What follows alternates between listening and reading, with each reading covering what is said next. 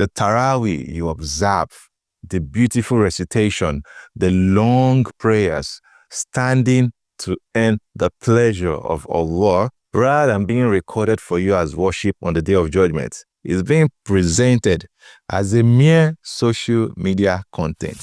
Okay, if you're not interested, swipe.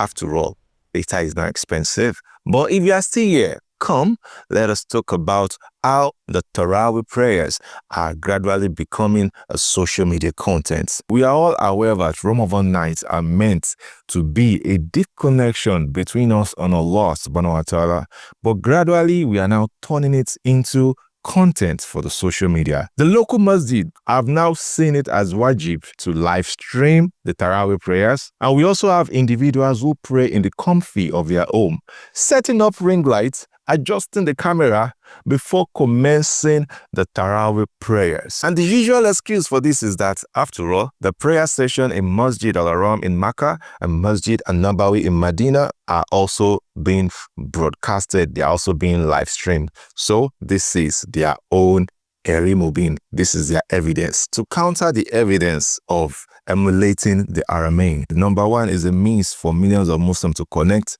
Number two, it is a means for those of us who are here to also feel what the experience is like over there. And number three, it helps us understand the recitation better, the styles and mode of different recitation. That being said, your local masjid live stream, your personal Tarawih setup, who actually needs it? Is it the 2,000 followers that are following you, or the people that are living just 2 streets away to the masjid that can easily walk to the masjid? Are they the one you are live streaming for? I don't understand. If you would ask me, what I'll tell you is that we are gradually turning worship into social media performance. Let's be honest with ourselves. Some masajid are turning Tarawih into a production.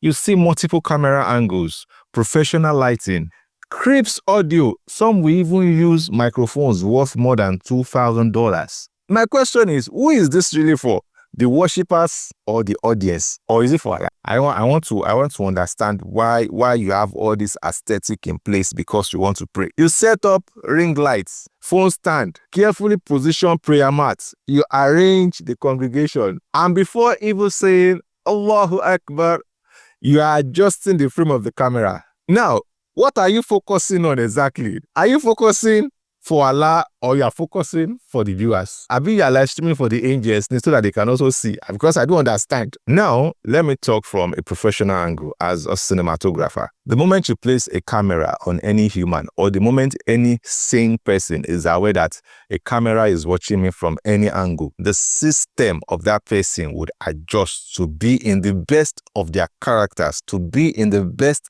version of themselves, because now they are aware that someone is watching me and I have to be the best I can be as much as I can. So what this does automatically is that the imam that you've placed the camera in front of him would be extraordinarily conscious about his recitation, not for the sake of Allah, for the sake of the camera, so that people will not come back and play it and say, Imam, it's a mistake. Then likewise, every single aspect of the Salah is going to try to perfect it. Why?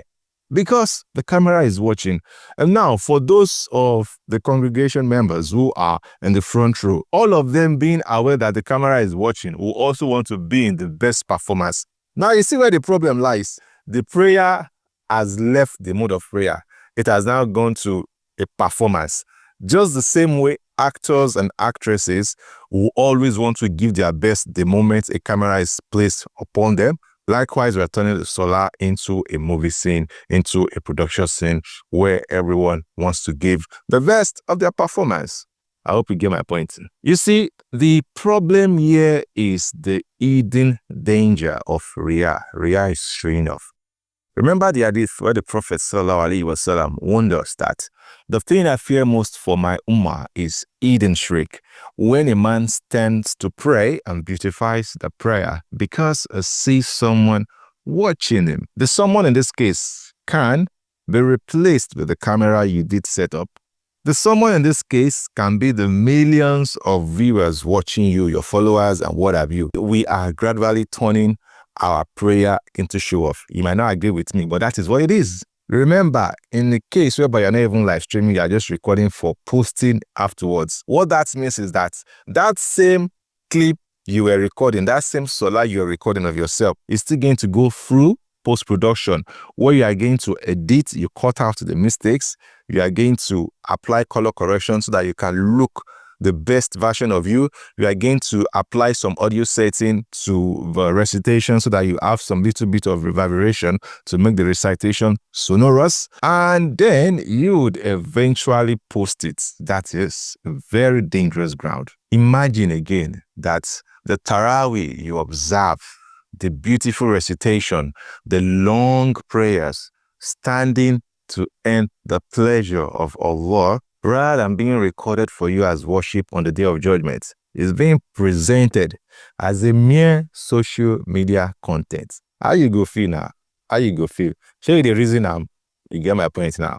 So what I'm saying in essence is, for what Masjid Al-Haram is doing, for what Masjid Al-Nabawi is doing, broadcasting their prayer session, leave them. You see your own local masjid, your own private prayers, you don't have any reason whatsoever to live stream it, to broadcast it for people to see. But now that you are turning your own worship into content so that you can have interactions, some way, somehow, you eventually get to the point of monetization on your various social media platforms. Should I tell you that you've already received your reward? Maybe I should just look front. All right, this is the call to action. So simple. Now, a situation of you recording yourself, that's absurd to me as far as I'm concerned. So please stop turning your worship into a performance. And if we truly want to benefit from this Ramadan, I think it is time for us to turn off our cameras and then turn on our sincerity. And the time is now. May Allah subhanahu wa ta'ala in His infinite mercy make us the best version of ourselves. May Allah subhanahu wa ta'ala purify our intentions and accept all our efforts of trying to earn His pleasure in this Ramadan. Share this with someone who actually needs this reminder. Till I see you again in the next one, I say Assalamu alaikum.